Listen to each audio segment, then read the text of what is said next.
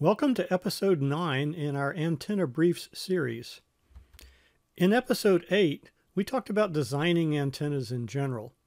Specifically, we talked about frequency scaling and looking at existing antennas and adapting them. Today, we're going to do that, adapting what are called small loop antennas from high frequency, like 3 to 30 megahertz, to much higher frequencies, very high frequency VHF, ultra, UHF, and so forth. But today's episode is going to be less of a tutorial like the previous episodes and more of a research paper.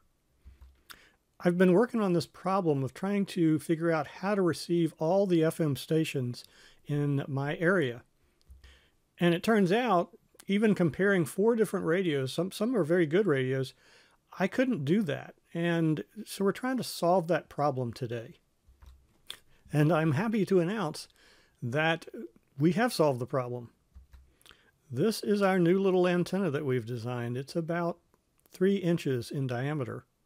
And it can do everything that this 30-inch whip on this radio can do, except it can do it much better for reasons we're going to talk about today. And here's the obligatory overview of what we're going to be doing. Introduction, design motivations, why we're doing this, evolution of what I'm going to call the FM tiny loop, this really small antenna that works incredibly well. Advantages and disadvantages, because no technology is perfect. And then we'll get into some actual theory of operation, why this thing works, and summary and future directions.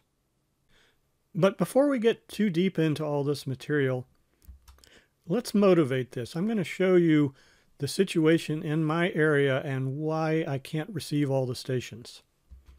We're going to do a demo, but before we do that, let's take a look at one slide. These are spectrum analyzer plots of all the FM stations in my area, at least all the ones that the spectrum analyzer can receive. This is the FM broadcast band. It runs from about 88 to 108 megahertz. And I captured some spectrums using the tiny SA Ultra instrument that you can buy now for like $150. And I did that with 2 antennas. One is a vertical dipole that I just have strung up on my wall. It's 1.5 meters long. And these are the stations. There's this really strong one at 96.3 FM. And there are much weaker ones at other frequencies. There's actually even one down here in the noise that I'm going to show you we can pull out. But the main one that the prototype antenna was set up to receive initially is this one here. It's at 102.5 FM, about minus 70 dBm in amplitude.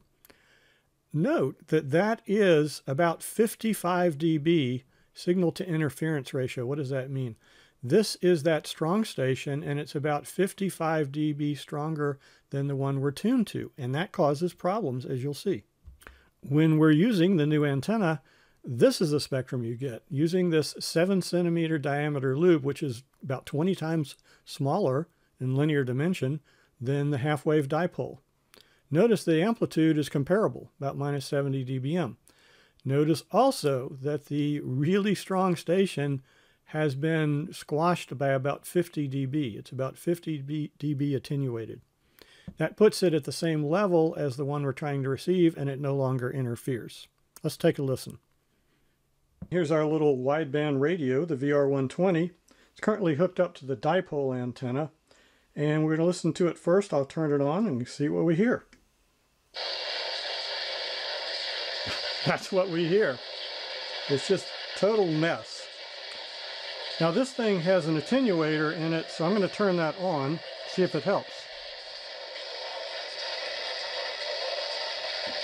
So the attenuator's on now and it doesn't help. All right, let's switch over to this antenna.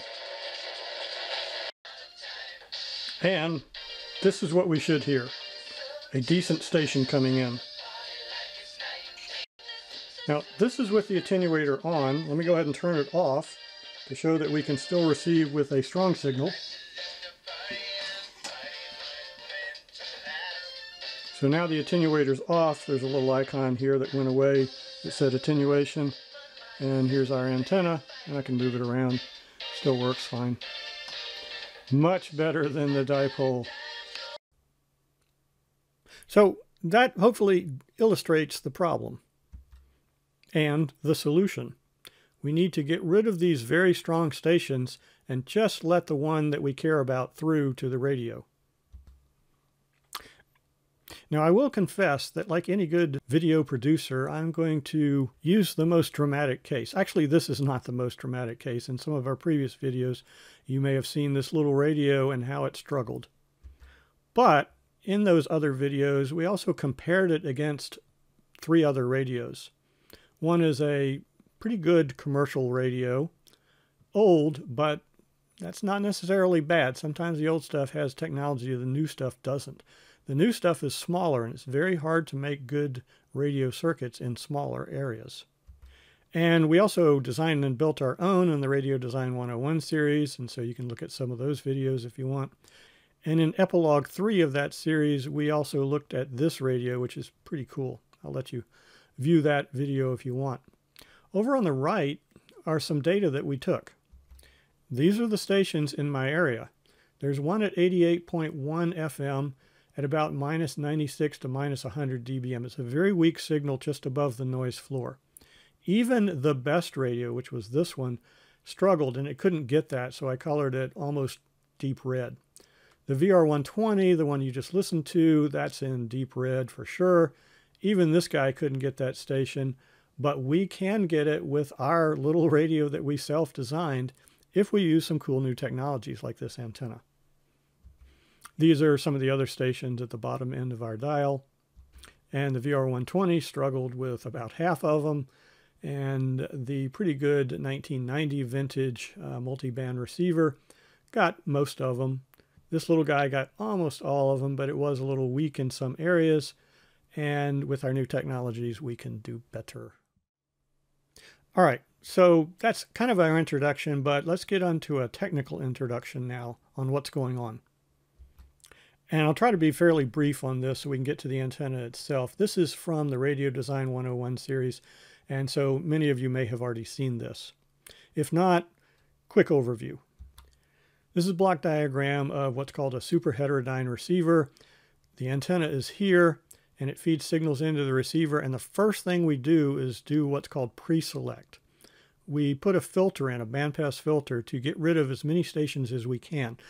But it's very difficult to design these filters to receive only one station. So they generally let in the whole band for the FM broadcast case. Then we amplify it, and then we filter it some more, and then we frequency convert it. Finally, we strip off the one signal we want. Let's look inside this small, compact little radio and find out what's going wrong. Here's the antenna jack at the top of the radio. The signal comes in and goes along this red line when you're tuned to the FM broadcast band. First thing it encounters is a bandpass filter, but it goes from 0.1 megahertz to 110, so it lets the entire FM broadcast band in, as well as some lower frequencies, which are not causing us a problem in this particular case. All right, well, let's move on. There is an amplifier, and so this boosts the signal. It's already at minus 10 dBm. So this thing probably tries to make it plus 10, which it can't do because it doesn't burn enough power. Plus 10 dBm is like 10 milliwatts. Notice there's no more filtering here. This is just amplification. And then we go to a mixer, which converts the frequency, in this case, up to about 250 megahertz, where there finally is a surface acoustic wave filter. But this mixer is an active mixer, as shown here in the schematic diagram. Coming in on the left, going through this first filter. Here's that amplifier, and then here's our mixer. And when I looked up the data sheet for this part, I think it had like 20 or 30 dB of gain. It's an active mixer. So combined with the LNA that we just went through, we probably have 40 or 50 dB of gain, and we're getting hit with this huge minus 10 dBm signal, and that's a problem. And that's all before we get to the filter. This is the filter here, and this is the data sheet for it. It's about 1 megahertz wide, give or take. Okay, so that's an introduction, but it's also somewhat of our design motivations. We'd like to be able to receive all the stations in our area, and we can't even with the best receiver we have. And in the end, it all comes down to how do you implement your receiver. We do as much filtering as we can because these amplifiers and mixers, they will create what are called distortion products, and you heard some of that, which prevented us from receiving the stations. And that will occur if the signal is strong coming in and you try to amplify too much before you get rid of the strong signals. And if you let the entire FM broadcast band through, that can be a problem. But our new nifty little antenna can reduce the size of all those other signals and almost get rid of all of them, most of them, and just leave you with a pretty easy situation to receive. But there's more to our motivation. There's a bigger picture here. I'm talking about FM broadcast. There are a lot of wireless services in the world today, and the radio bands, not just the FM broadcast band, but many of the others like Wi-Fi, are becoming increasingly crowded with signals. Historically, when people laid out these receiver designs, they were focused on something called noise figure, trying to receive the weakest signal possible, and something called image rejection, which is unique to this design. There are some that prevent that. But they're focused on this, and they're not placing enough emphasis on this strong signal handling problem, especially in band. They did strip off other service bands. So they're trying to receive these signals right here, and they use this filter, and then they amplify, and so you just get those signals bigger. But now you've got wide variations in the level of the bigger signals, and that's causing our problem. And it's potentially causing problems in other radio bands as well. And I want to emphasize that this problem is incredibly important. There are regulatory agencies in different nations. They all do the same thing for radio. They try to make one service compatible with another one, or make one user happy while the other one is able to operate as well. In the United States, that's the Federal Communications Commission. And the FCC in the US is actually beginning to look at the need for high-quality receivers as well as transmitters. Historically, they just cared about making sure transmitters didn't pollute the spectrum that they weren't licensed to use. But now they're beginning to see that with the crowded spectrum, they need to look at receivers and at least promote the idea that those receivers need to be made better. So in this research work that I'm overviewing today, I'm hoping to convince you that this is a pretty plausible way to attack some of this problem. Filtering with sufficiently high Q, what does that mean? A higher Q gives you a more narrow bandwidth, so it allows you to narrow down to one signal only, potentially. But that's really hard to do, which is why we've ended up with radio architectures that let through a group of signals and then narrow it down as you go, finally selecting them classically here at the so-called intermediate frequency. Nowadays, they might do that at baseband, but it's hard. So there is an alternative, or at least another way we could do it, another way we can attack the problem, and that is, let's do it right at the antenna. Let's get frequency selective antennas to be part of the solution. Let's filter out other service bands that might be really strong, but let's also decrease the amplitude of the signals in band that are causing us problems. And we could do it at the antenna, if there are antennas that can do that, and there are. So here's another slide covered in previous episodes of this series. Of course, there are the classics, the half-wave dipole and the quarter-wave monopole. And we've covered these in detail in previous episodes. Let's scroll down to loop antennas. These were overviewed but not covered in depth. At lower frequencies where ferrite materials can work, say below 30 megahertz or so, you may see antennas like this. But we're going to concentrate on this one. It's simple and low cost, like a dipole. And it was popular for indoor UHF TV antennas in the old days. I'm not sure what's inside the digital TV antennas now, but I'm going to buy one and take it apart. Anyway, it's not a resonant loop, which is what we're going to be talking about today. Resonant loops are smaller, and they resonate with a capacitor, and so that makes them fairly narrow band, which is actually what we want. Commercially, you may have one of these if you have a key fob to get you into your car. You press the button, there's a radio transmitter, and more than likely it's using some configuration like this. Now, before we leave this slide, I want to note that there are directional antennas.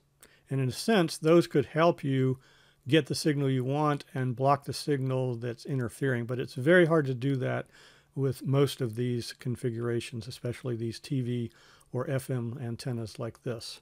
And the reason is you need to be just exactly in the right position to null out the signal. We don't need to do that with the loop I'm going to show you. All right, let's take a look at the evolution of the FM tiny loop design, more generally a frequency selective UHF or VHF antenna. Here's the problem that I've been trying to solve for a very long time. The problem, as we said, strong signal interferers create what are called blocking and intermod problems in receiver circuits. These interferers can be out of band or in band, which I'm going to abbreviate as OOB or IB. Traditional solutions have been to use these pre-select filters for the out of band interferers and then frequency convert and later filter down to the one signal you want. They have also used RF and IF gain control and attenuators. That's very important, as you'll see if you look at Epilogue 3. But the bottom line is that without sufficient filtering, you still need to burn a fair amount of power to avoid this problem of the amplifier saturating and the distortion products being created, and you're not being able to receive the signals that you want. And selective antennas could help. Of course, you wouldn't need those if you could do a front-end filter before the low noise amplifier that is very narrow bandwidth. But doing that is very hard, especially if low power is needed. We have been and are continuing to work on that problem as well. This is an example of a so-called Q-enhanced low noise amplifier, where the Q is enhanced to 500. What is Q? Q is, for selectivity of a receiver, it's the center frequency divided by the bandwidth. For FM broadcast, center frequency is around 100 megahertz, and the bandwidth is around 200 kilohertz. And so that's 500. That's what we need here. Hard to do. See the final epilogue of the Radio Design 101 series. The final episode is Epilogue 3 that I mentioned before.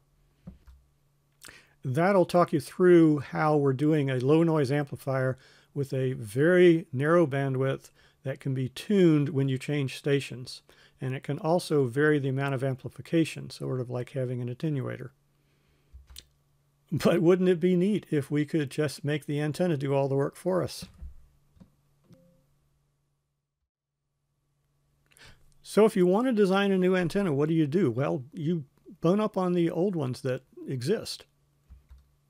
And small loop antennas, where the circumference of the antenna is much less than a wavelength, like 1/10 of a wavelength for circumference, they're generally limited to use at lower frequencies for some reason, or in a key fob. Here's a picture of the inside of a key fob.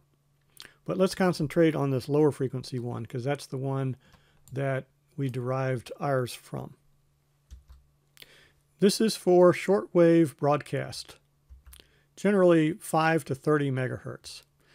It will also work for these higher frequencies, but it has no real selectivity there. I bought one of these, and I'll show you the insides of it, and I've measured it, and it's interesting.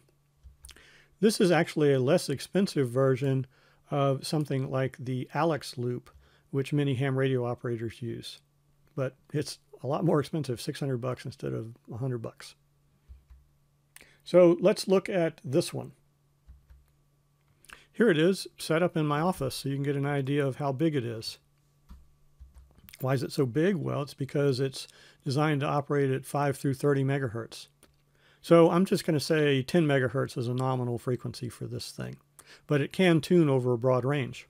How does it tune? Well, it has this little box. And inside the box, there are some variable capacitors. You can see here. This thing also has what's called a balun.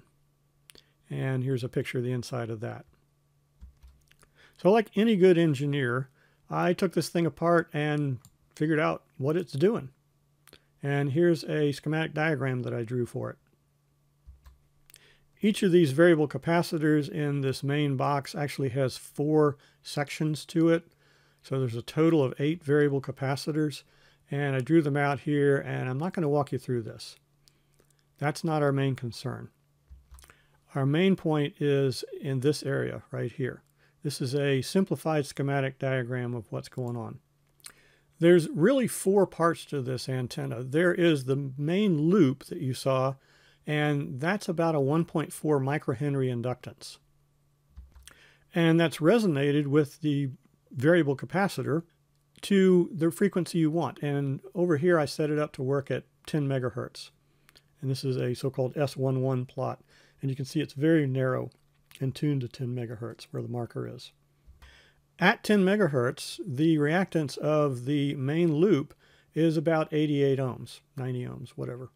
So a capacitor that resonates that would also have to have 88 ohms of reactance, and that works out to be 181 picofarads, so that's within this range at 10 megahertz. And what happens when you resonate, as I'm going to show you later, whatever signal comes into this thing, which might be a small voltage induced by Faraday's law, gets amplified by this thing called the Q factor and is much bigger here. At the same time, if you stand on this side and look into this LC tuned circuit, as we talked about in Radio Design 101, you're going to see a fairly high impedance. And we want to match that to 50 ohms. So there's another capacitor that does that. One of these tunes the thing, the other one tunes the impedance match. And if you have seen Radio Design 101, you may recall there was something called an L matching network, which is like a series capacitor and then a shunt inductor. So imagine there's another inductor here, and that forms the matching network. But that inductance is in parallel with this one, so it's kind of absorbed into it, blah, blah, blah. Not going to go into that circuit level design detail here today. Just remember, the main loop is here, then there's the resonating tuning capacitor, and then there is the impedance matching network.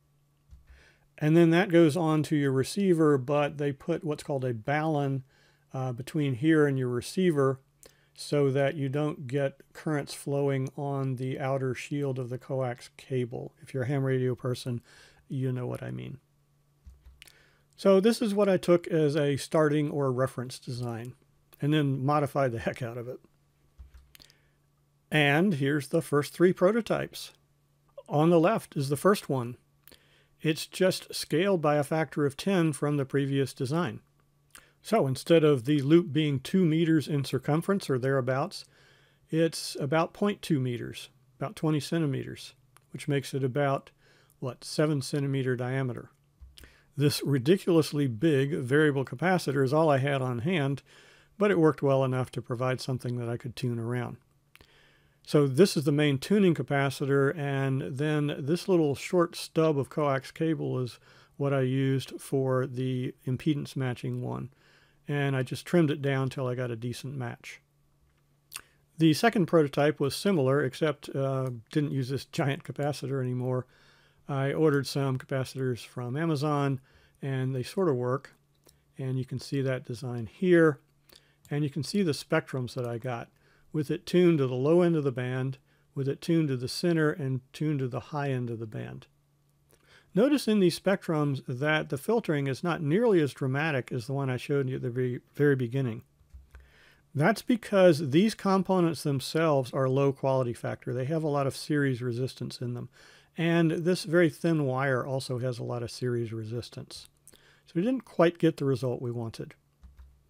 Finally, putting this together with that other research I mentioned on Q-enhanced filters, I took the inductor and capacitor out of that and put this in its place. And this actually works, and I'll show you at the end of this video that I was able to receive the weakest, most difficult station in our area using this approach. So that's the first 3 prototypes. But here is the one shown at the very beginning. This is the one that's actually working quite well now. The main loop is built out of some 12-gauge Romex wire that I got, and I just stripped off the non-insulated portion of it and bent it around like this. This is a mica capacitor that I had on hand, about 15 picofarads, and that was good enough to resonate with this size loop at 102.5 where there is a station in my area. And then I tried various capacitors here to get a decent match, and it got close enough. And here's how well that thing's doing. This is a nano VNA instrument set up to measure what's called return loss. We have some videos on this channel that talk about the nano VNA as well as the tiny SA spectrum analyzer. So I'll let you look at those. This is a Smith chart for those who are familiar with it. Basically, this tells you that I'm reasonably close to 50 ohms. Not great, but way good enough for what I want. And when we attach it to the spectrum analyzer, we see the result. The super strong offending station on our area is squashed about 50 dB relative to what it was. Meanwhile, the signal we're trying to receive is about the same level as we got with the much bigger dipole. And the signals flanking it were reduced by about 20 dB. They're closer in, so they don't get as much reduced as the big guy. And most everything else is gone. And so I call that a success, as you saw in the demo. You heard in the demo previously. This is what we should hear. A decent station coming in. Of course, it's not tunable yet. This is a fixed capacitor that I had on hand, but I'll show you at the end that I've replaced this with a high-quality piston cap, and it's working throughout the band. So that's what we did, why we did it, and how well it works. We've covered a lot, and we got a little bit more to go here, so maybe pause it if you want and come back, but please come back, because we're going to talk about theory of operation. How does this work? And more importantly, how do we design this? What's involved? And how is this final design different than this commercial design at a lower frequency that we started from? Well, to answer those questions, we need to do a little bit of EM theory review. And this is from episode 5 in this series if you want to go into it in more depth. I'm not going to walk through it in detail, but overall, we have a transmitter on the left, which is this. In this case, we're putting a voltage at the feed point of a dipole antenna. It creates electric field between the elements, and currents flow, and you get B fields, and you get an EM wave propagating away from the antenna. If we use a classic dipole, half-wave dipole, for example, then you've got an electric field coming in towards it, and it moves electrons in the wire. That's current, and that flows through the input impedance of the amplifier or filter or whatever's at the front end of your receiver. And we get a received voltage V sub R. And in those earlier episodes, we actually demoed this. We looked at what's going on with the nano VNA instrument. And we looked at the bandwidth of this system. This is one antenna to transmit, and this is a receive antenna. And for a dipole, it's quite broad. It's at least 5% of the center frequency, but for a receiving use, it's more like 20% or more. So it doesn't really narrow the bandwidth down like we want. Here's what we've got now. Let's assume that we've got a signal coming in towards our loop antenna, which is shown here. There's an E field and a B field because it's an electromagnetic wave. They come as a pair. But this is a small loop antenna, so we generally concentrate on the B field to figure out what's going on. You got this B field as this flows past this antenna. You got this B field here. It's in this direction, but it's sinusoidal varying, so it's going back and forth. By the time it got over here, it's going into the page. And it's time varying as it goes past here. And so what? You've got a change in flux, which is B times area with respect to time. And N is the number of turns. We could just have one turn. So you induce a voltage, V sub S, in this loop. The loop has an inductance, and then there's this capacitor that we resonate with. And so that's shown down here in this schematic diagram of what's going on up here. Here's the induced voltage. Here's the inductance of the loop. Actually, this is the inductive reactance. And here's the resonating capacitor. Note, however, that there is resistance in this system. I've called it R sub S here. Some of it's in this wire, but some of it's elsewhere, like in the capacitor. Limited quality factor, Q. In the HF antenna that we started from, we had a reactance of 88 ohms. I just made it a nice round 100 here. And the series resistance is complicated to figure out, but I'm just using 0.1 because it's a nice round number. It also works out to be pretty close to what I think we have in the end. Then this thing called quality factor, which is related to center frequency over bandwidth, is also found as the reactance of the inductance of the loop divided by the series resistance. So here, Q is 1,000 with these numbers. Really big. It could actually be much bigger. It could often be greater than 10,000. It depends on the size of the loop compared to the wavelength, as well as the quality of the components used. Now in circuit design, we know that if we have a resonant circuit with a series resistance, we can actually make that equivalent to a parallel LC circuit with a parallel resistance. And in Radio Design 101, we talked about how to figure out what that is. Bottom line here is RP is the parallel equivalent of this series resistance, and it's vastly different. It's Q times X. Now remember, Q is 1,000, and the reactance is 100 in this loop, and therefore also in the capacitor that resonates with it. And so that's 100,000 ohms looking in here. Very high impedance at this point. So we have to match that down to 50 ohms. And I won't go into the details here, but in this design I actually did that in 2 stages. I have a series C, like in the original design we started from, that maps 50 ohms up to something much higher, like a K ohm or something. And then I put a tap point. This is ground. This is the center of this loop. And then we tap in a little ways up. And so there's some inductance here, and there's much more inductance in the rest of the loop.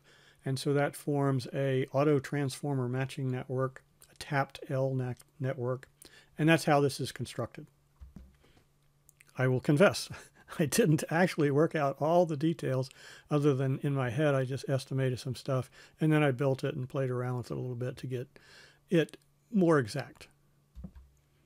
Where's this R sub S come from that determines the Q and hence the bandwidth of this thing? Well, like anything else, like figuring out what the inductance is of this loop, you can look these things up on the web. So that's what I did. I used Google, and I typed in small loop antenna radiation resistance versus circumference. And one of the entries had this in it. This is the loop circumference relative to a wavelength, fraction of a wavelength on the horizontal axis here. And this is the radiation resistance. So they've kind of shaded the region for a so-called small loop. It says transmitting loop, doesn't matter if it's transmitting and receiving due to reciprocity theorem, they're the same thing in terms of the values that we're talking about. And you can see that if the circumference is 1/10 of the wavelength, then we're about 0.017 ohms or something, actually below 0.1. I assumed 0.1 before because I knew there's going to be some other losses in the system, and it just made a nice round number. So briefly, here's what we have. The circumference of the antenna we started with, the high-frequency HF antenna working at 10 megahertz, it was 2.2 meters in circumference. And so I dropped that down to 22 centimeters, scaling by a factor of 10, because I wanted to go up to 100 megahertz. The fraction of a wavelength at either point, 10 megahertz with this size or 100 megahertz with this size, is 0.075, so we're actually a little bit less than this. The inductance, I looked up on the web, and it's 1.6 for the larger loop, microhenries, and 0.16 microhenry, or 160 nanohenries for what we built. The reactance of that is 100 ohms. The radiation resistance, well, it's less than this one here. I just said 0.01 because radiation resistance plus physical resistance in the wire and the capacitor losses, I just said, maybe it's 0.1 ohms. So that means that the tank circuit Q is X over RS, and that's 1,000. And as we said before, that ends up being an RP value of 100K. Now, when we put this matching network here and we connect it to a 50 ohm receiver, we're looking into 100K this way, but the matching network presents 100K looking back this way. So the L and the C are in parallel with the 100K this way and 100K this way, or 50K. So the selectivity Q actually goes down by a factor of 1/2. So it went down from 1,000 to 500. And that's just great because that's the FM broadcast band channel width, 200 kilohertz. So nice round number. It'll work if it's not exactly right. It could be 150 kilohertz or 300, but we're in the ballpark. I did not actually measure or spend a lot of time on these last two parameters, but efficiency on transmit is important due to the physical resistance versus the radiation resistance. Talked about that in previous episodes.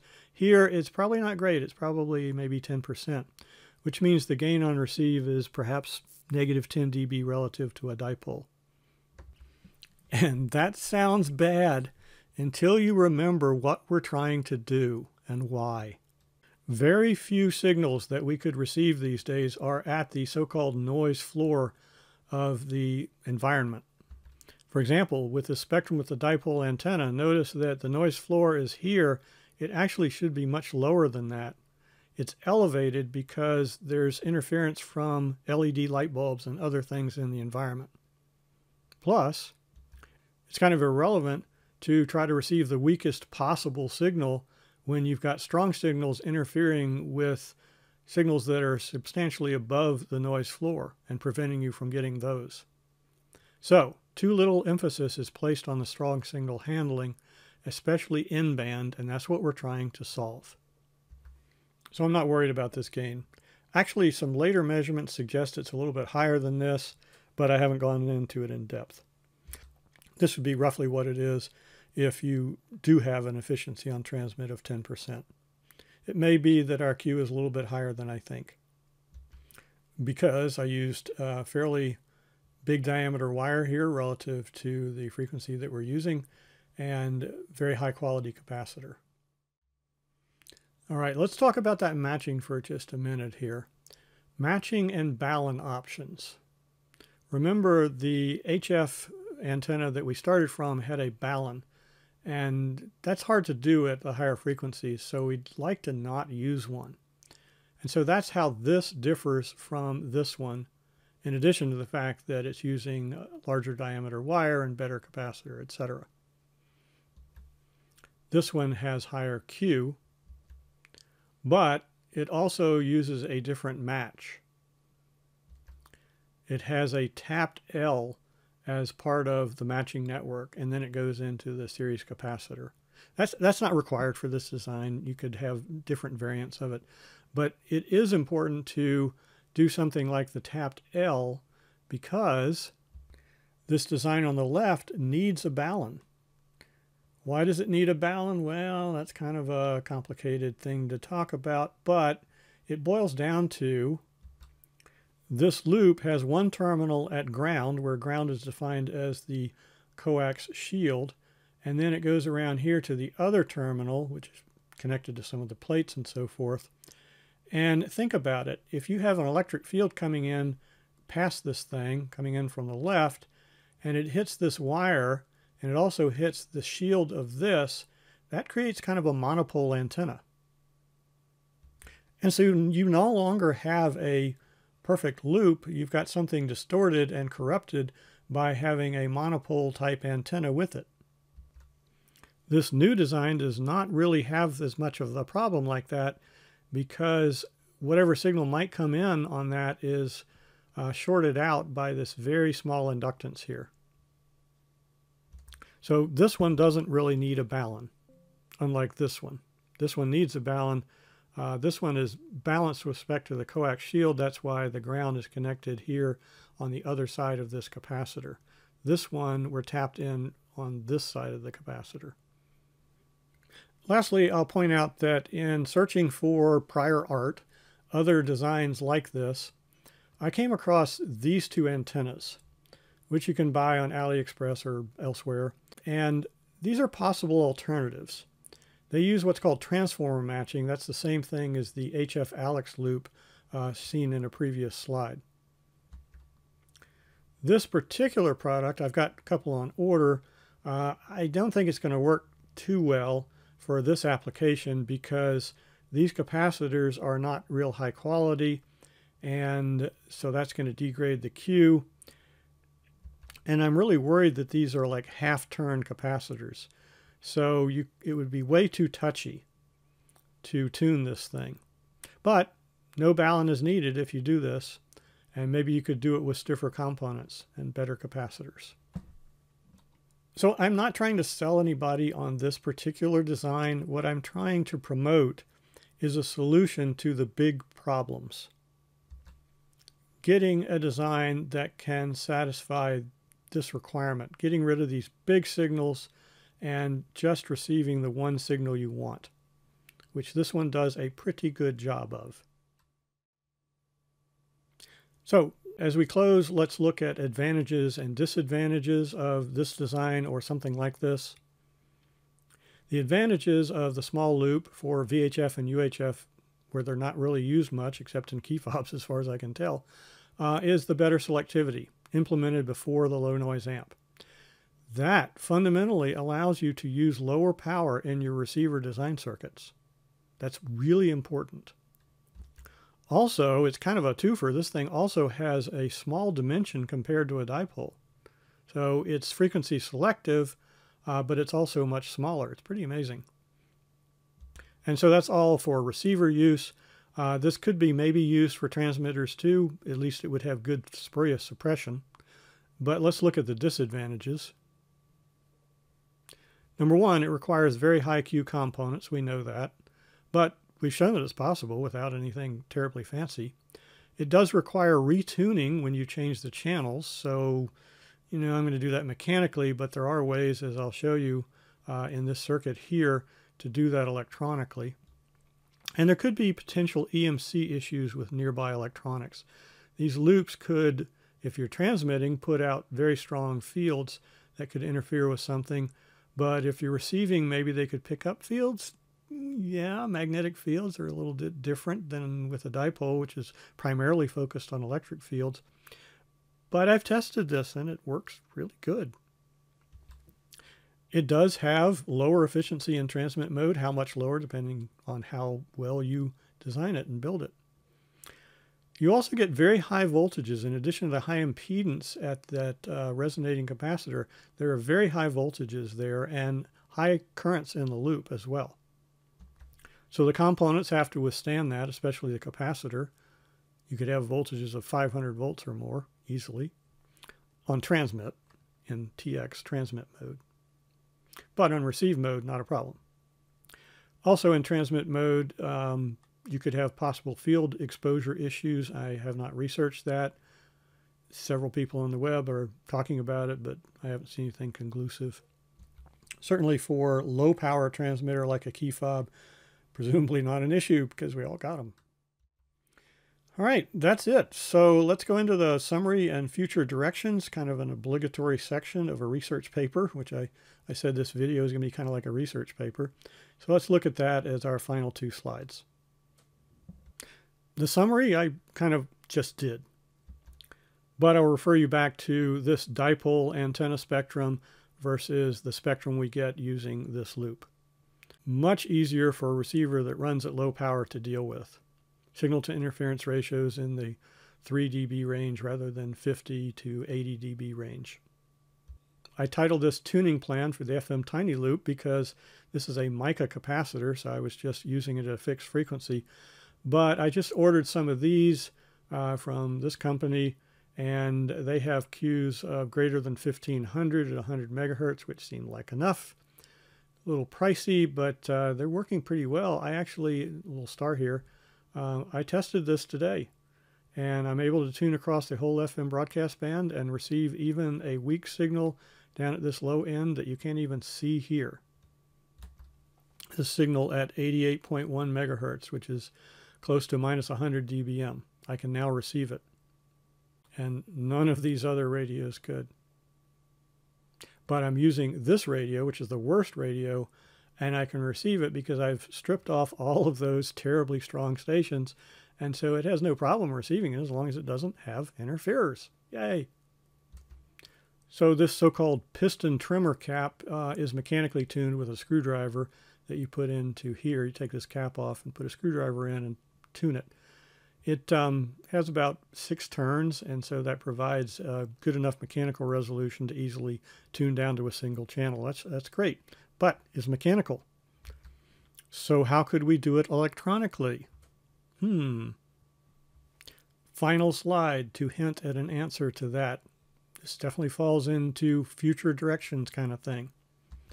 This is the latest version of the Q-enhanced filter that is discussed in Radio Design 101 Epilogue 3. It can be used either with an LC network in the tank circuit for the amplifier, or you could put the loop in place of that and kind of do it all together. But they still need tuning, and the tuning in this one is used with these 2 tiny little capacitors. Actually, they're not capacitors. These are integrated circuits. And they're programmed through a bus over here. Actually supplies serial bus signals to them. So here's the schematic diagram for that, and this is one of those 2 chips with the serial data lines coming in. What's inside the chip? Well, it's here. It's a PE64102 made by a company called Peregrine Semi or PSemi, and these are called digitally tunable capacitors, 100 megahertz to 3 gigahertz. This one essentially has 5 different capacitors, binary weighted. I have a second one as well, which provides me about 7 bits of tuning. And these chips are pretty inexpensive. The one downside is that the quality factor is not going to be good enough. And so that's okay because this is in the Q-enhanced filter that we've been working with as well. So we're going to meld these 2 research projects together probably. 88.1 megahertz. Hard to get station. And it's very big now, due to the integrated antenna. All right, that's a wrap. Thank you for watching, if you got this far. As I've done with all the other slide decks for these videos, I will try to post this at ecefiles.org. That's our associated website. And I hope this has been informative on how small loop antennas work. I know I learned a lot in the last few months working through this material. And I hope it's useful to you as well. And I really hope that this can become somewhat of a part of a solution to this big problem that the world has now. The radio band's becoming increasingly crowded. So maybe somebody can leverage this in the future. Again, thank you very much for watching. Bye.